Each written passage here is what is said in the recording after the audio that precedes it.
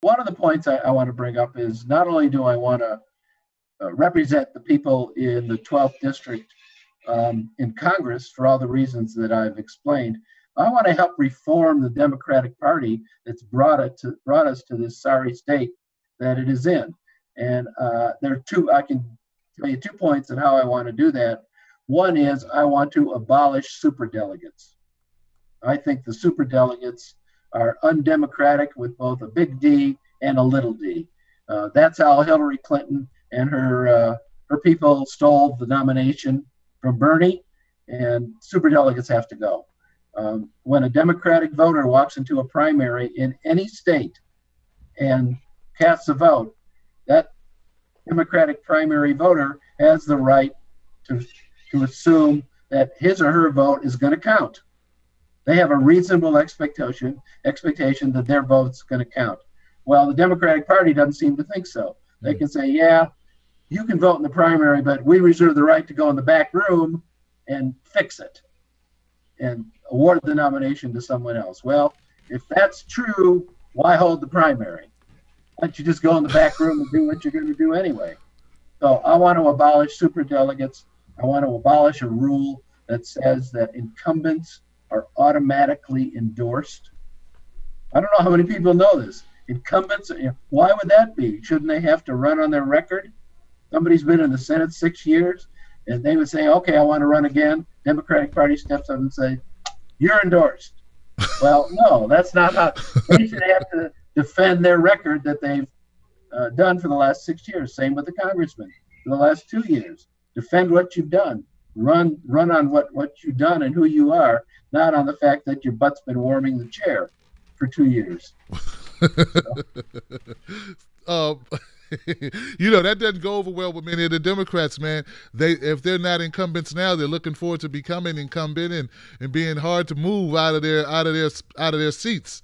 So, well, that's too bad. If they can't hold on to their seats based on doing the right thing, they shouldn't be there. I think that I think more people just need to know about your candidacy. I think more people need to know about your platform. So we talked about Medicare. We talked about incarceration. Let's talk about environment. I'm sure there's environmental issues in California that are concerns. Another one of my favorites here. This is a kind of campaign issue that's got a couple of buckets in it. I call it science denial.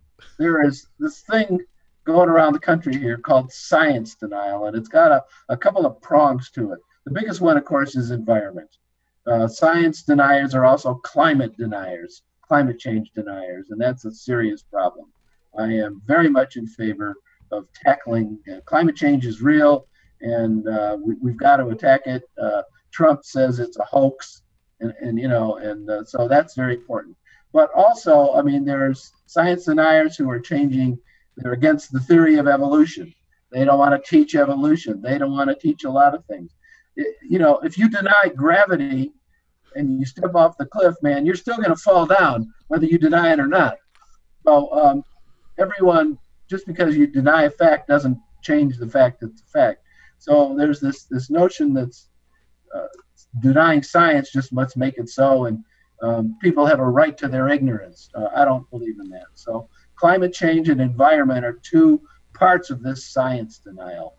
Absolutely, man. Absolutely, Stephen. Like, I was denying I was losing my hair, but that didn't stop it. It didn't stop it. So Trump and all of you science deniers, like, Stephen's absolutely right. Yeah.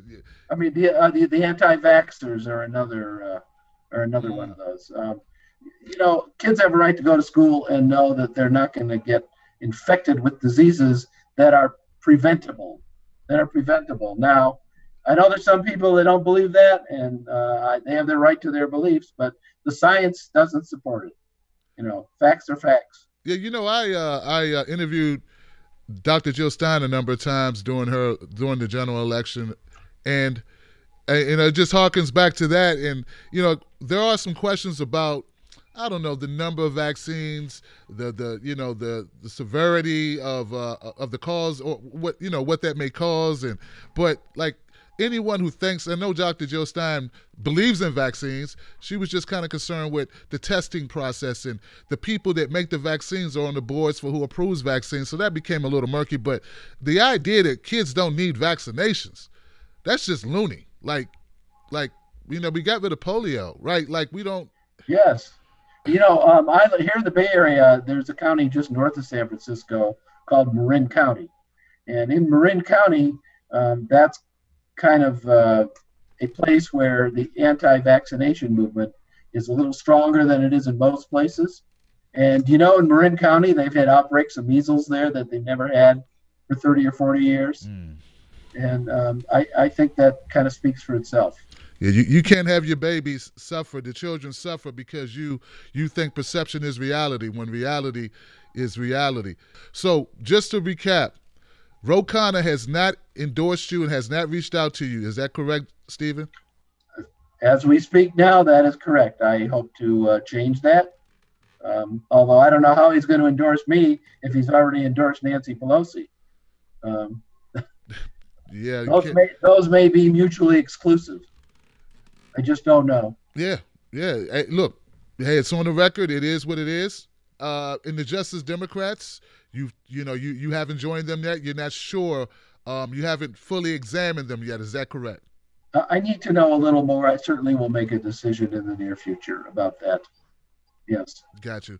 And anyone who didn't hear earlier, Stephen Jaffe is also a strong advocate for Medicare for all. Is that correct, Stephen? There's no stronger advocate for Medicare for all than I am. He also said, I'm sorry, I didn't mean to cut you off. I just want to make sure. And he also said, I think was a very strong point I want everyone to know.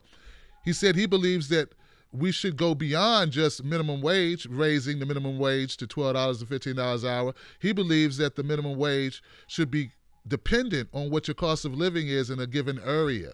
Yes, it should be indexed. That's the word, the buzzword. It should be indexed to the cost of living to where it's paid. Wow.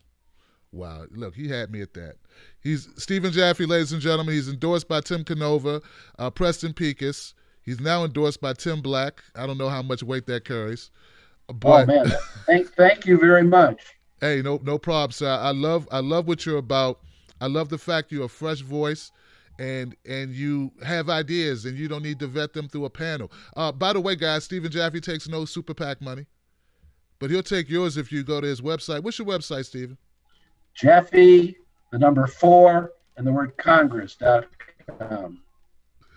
Jaffe for Congress with the number 4. Jaffe for Congress. Stephen's going to be at the People's Summit in Chicago, as will I. I hope to meet him there. Stephen, is there anything you'd like to tell the folks before we sign off? Where to go to meet you or whatever? Well, because we're just kind of a baby campaign, I'd like to think that I'm still pretty accessible. If you go to my website, there's an email there. Write me if anybody wants to meet me. I'll do my best to say hello personally, whether it's by telephone or in person if it's feasible. I'm going to try to keep myself as accessible as possible.